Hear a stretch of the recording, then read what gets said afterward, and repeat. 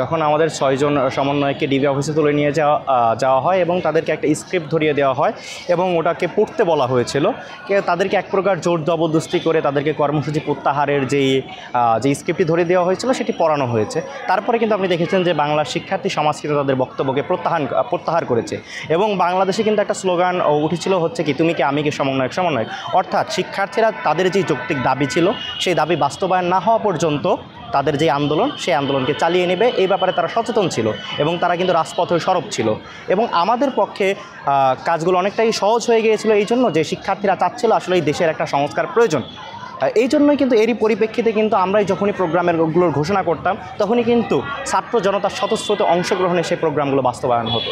দেশের ছাত্র জনতা সকলের স্বতঃস্ফূর্ত অংশগ্রহণে আমাদের যেই চূড়ান্ত লক্ষ্য ছিল সেটার আমরা প্রথম ধাপ অতিক্রম করতে পেরেছি। একজন ফ্যাসিস্টকে আমরা ফ্যাসিস্টের পতন ঘটাতে পেরেছি, কিন্তু যে ফ্যাসিবাদী ব্যবস্থাটা রয়ে গেছে সেটার বিলোপ নিশ্চিত না করা পর্যন্ত আমাদের এই সংগ্রাম চলবে।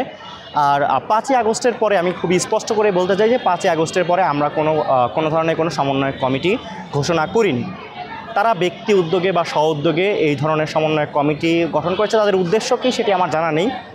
তবে আসলে আমরা সেন্ট্রালি বা আমরা কেন্দ্র থেকে কোনো প্রকার কোনো কমিটির ঘোষণা 5ই আগস্টের পর থেকে যায়নি। যেখানে সমন্বয়ক পরিচয় আমাদের স্ট্যান্ড আমরা ক্লিয়ার করেছি যে সমন্বয়ক পরিচয়ে কেউ যদি চাঁদাবাজি করতে যায়, কেউ যদি দখলদারিত্ব করতে যায়, কেউ যদি আধিপত্য বিস্তারের চেষ্টা করে, তাহলে কিন্তু আমরা আহ্বান জানিয়েছি বাংলার ছাত্র জনতা তাকে যেন প্রশাসনের হাতে সোপর্দ করে এবং তাদেরকে কঠোর বিচারের আওতায় নিয়ে আসে। কেননা আমরা যে নতুন বাংলাদেশের কথা চিন্তা করেছি সেটি হবে আধিপত্য যেই ব্যবস্থা দিন ছিল সেটা থাকবে না, কোনো প্রকার কোনো চাঁদাবাজি থাকবে না, কোনো সন্ত্রাসী কার্যক্রম থাকবে না, একটি সম্প্রীতির বাংলাদেশ গড়ে উঠবে। সুতরাং কোনো ব্যক্তি যদি সমন্বয় পরিচয়ে তার রাজনৈতিক স্বার্থ হাসিলের উদ্দেশ্যে যদি এ ধরনের অপকর্ম করে বেড়ায় তাহলে তাকে প্রশাসনের হাতে তুলে দেবেন এবং তাদেরকে কঠোর বিচারের আওতায় নিয়ে আসতে হবে। যেই সরকারটি হয়েছে অন্তর্বর্তীকালীন সরকার সেটা কিন্তু আসলে ছাত্র জনতার সরকার। ছাত্র জনতার রক্তের বিনিময়ে অর্জিত যেই সরকারটি গঠন হয়েছে সেই সরকারের কাছে আমাদের অনেক বেশি প্রত্যাশা, অনেক বেশি আশা। তা আমরা চাই যে একটি রাষ্ট্রের যেই ফ্যাসিবাদী ব্যবস্থাটা রয়েছে, ফ্যাসিবাদী কাঠামোটা রয়েছে, এই কাঠামোটার সম্পূর্ণ বিলোপ নিশ্চিত করাই হবে এই যেই সরকারটি রয়েছে সেই সরকারের আসলে দায়িত্ব আমি বলবো।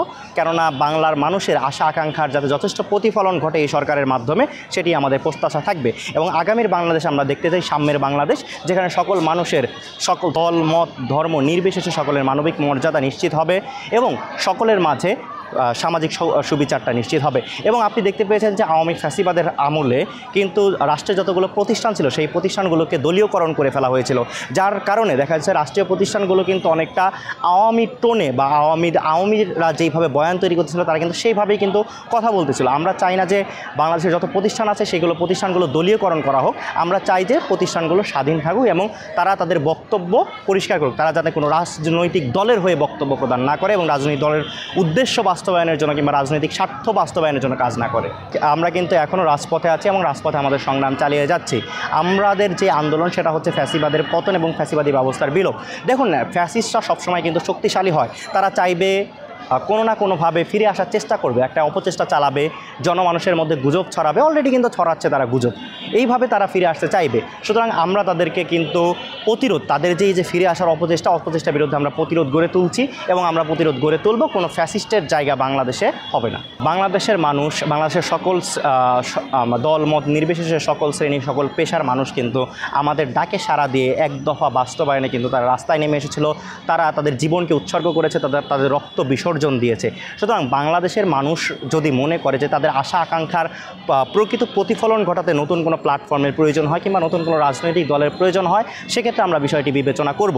দেশের মানুষের জন্য, দেশের মানুষের পাশে দাঁড়াতে, দেশের কল্যাণের জন্য আমরা যে কোনো সিদ্ধান্ত নিতে প্রস্তুত আছি।